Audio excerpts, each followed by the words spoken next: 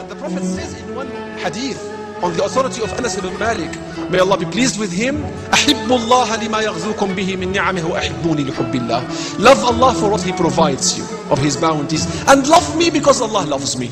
If you're blind, if you don't see any virtue, if you don't see anything in Rasulullah sallallahu alayhi wasallam, you don't read his seerah, you don't read his life, you don't know his character, you don't know his miracles, you don't know his knowledge, you don't know about his beauty. If you don't know anything else, you haven't learned about any good He extended to you and any favors you received from Him, then love Him because Allah loves Him.